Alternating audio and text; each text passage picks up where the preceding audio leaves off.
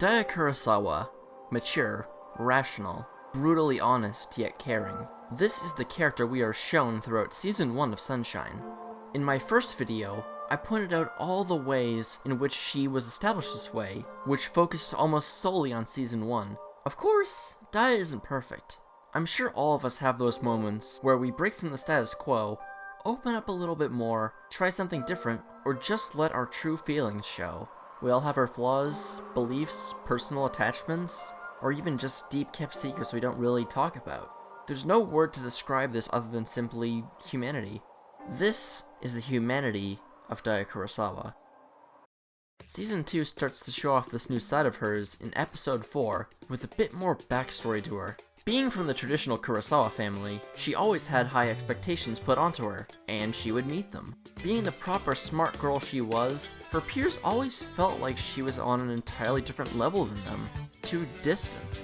Aside from Mari and Kanan, Taiyou never really had anyone to spend time with. She knows how to be mature, but making friends? It's never been her strong suit. When she tries getting closer to the other girls, her attempts ultimately end with her reverting to her usual strict attitude and demeanors. But then of course she tries putting on a more friendly front, which backfires spectacularly.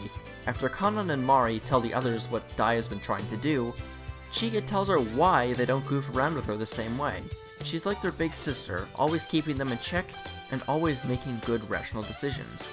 Taiyou gives them all a sense of security. Even if Taiyou isn't completely happy with the distance, she's able to accept it. Kind of. As the stoic mature figure, she takes it upon herself to be the guiding light, but unfortunately, is lonely at the top. What makes Taiyou stand out so much more is her stellar dynamic with Ruby. Although primarily developed in Season 2, Season 1 gave a taste of what's to come. Prior to Ruby joining, Taiyou had a distaste for school idol activities as a result of what happened with the third years before.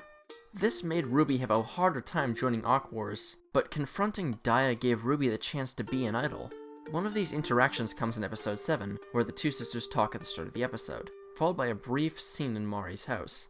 It's through these interactions that we learn Taiyou expects them to end up going through something similar to what she had to go through. Not wanting Ruby to be hurt in the same way, this was her initial reason she forbade her partaking in those activities. It's also why she tells Ruby to stay strong before she heads to Tokyo, and when Ruby gets back, Taiyou is the first person there to comfort her. So why did she change her mind, even if she knew the consequences Ruby would face? Season 2, Episode 8. Taiyou goes to the riverfront to talk to Ruby, after she speculated that Leia's extreme reaction was because of her sister. She asks if Ruby heard this from her, but Ruby denies it, telling her she thought it was the case since she felt the same way about Love Live being her last performance of Taiyou. Taiyou comforts Ruby by telling her that she is satisfied, and with her hands clenched, she tells her she's grateful to have been an idol with everyone, Ruby included. That's when Ruby rushes over to her and holds her tight, telling her she doesn't want Taiyou to go, that she wants to keep going with her. Taiyou recalls the scene of Ruby's initial confession, and tells Ruby that it made her happy. Ruby had made a choice on her own, walked her own path, without anyone else. Taiyou was the one who taught her to be strong, and now for Leia and Ruby, they want to show them that they'd be okay from now on. And so, they bring this amazing arc to a close with Awaken the Power.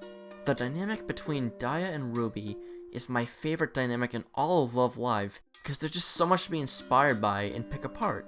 Taiyou and Ruby bounce off each other ridiculously well, and it gives us a wonderful glimpse into Taiyou's more nurturing side. It's always nice to see this and remember, no matter how stiff, how unyielding, how rational and mature Taiyou is, she's only human.